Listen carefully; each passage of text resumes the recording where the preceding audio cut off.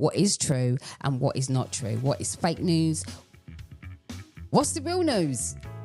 We need to know the truth, and I think this is what people are struggling today all around the world, is what is the real news. False news has become all too common on social media. More alarming, some media outlets publish the same story without checking facts first. Unfortunately, some members of the media use their platforms to push their own personal bias and agenda to control exactly what people think, and this is extremely dangerous to our democracy. Because you can't believe everything they're telling you. You can't believe everything that they're presenting to you, because not everything that they're saying to you is to be true. Fake news is just a form of information that comes to you that is not real. So it's a form of deception. It's something that is not real.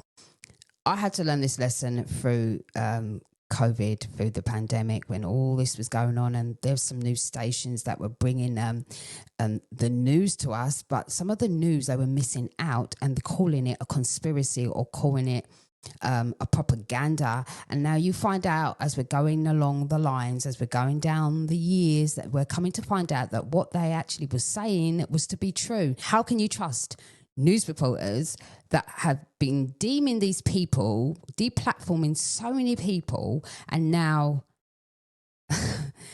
I'll tell you, this is crazy. This is absolutely crazy. Now you're telling them that what they were saying is true.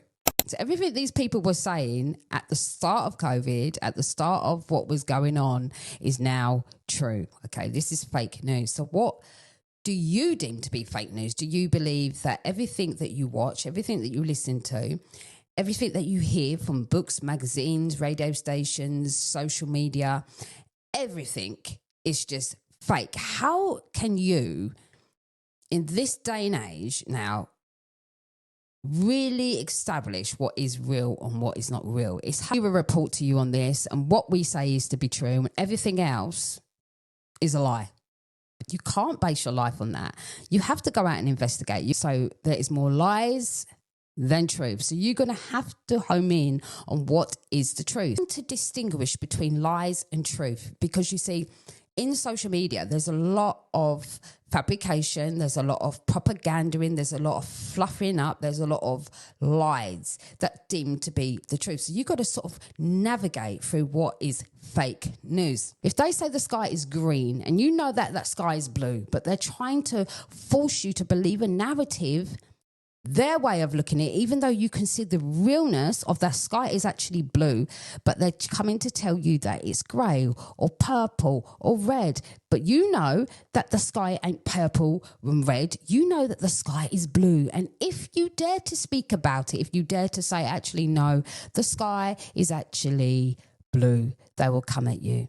Hit the like, share, subscribe button. I need your likes. I need you to share it. It needs to go out. Please hit the like, share, and subscribe. Enjoy. Keep watching.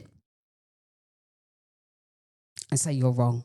But what perception are they looking at the sky? How are they viewing the sky? Because they're looking at it from the lens of how they sense and feel that it is. But that's not the reality. The reality is that the sky is actually blue. This is what you call propaganda. This is what you call fake news. Look between the lines. Distinguish what is right and wrong. Distinguish, is that news actually right? I'm going to take this story and I'm going to find out if this is actually true. And when you start to realize that you've been lied to half of your life, and you've been lied to, and everything they've said to you to be true is now become a lie, can you trust them? Absolutely not. This is why the word of God says, put your trust in no man. You can't put your trust in any man of what they say, because men's hearts are deceptive, wicked and deceptive. So you can't. This construct that is trying to sort of mold you in a way, mold you in a form to believe something that is not real, so they can have a form of control over you. Can clearly see that we live a culture that's not controlled by the good news, but it's controlled by the fake news. Come on, somebody. It was called good news for a reason. Jesus knew that there were going to be fake news. Jesus knew that everybody was going to try to spread a narrative, to spread a story, because that's the thing. The gospel thrives on good news. The media thrives on bad news. But people don't understand. Fear news, bad news, it gets the clicks. It gets the shares. It gets the comments. But the gospel thrives on good news. The media thrives on bad news. The gospel thrives on hopefulness. The media thrives on fear mongering. The gospel thrives when it creates peace. The media explodes when it creates panic.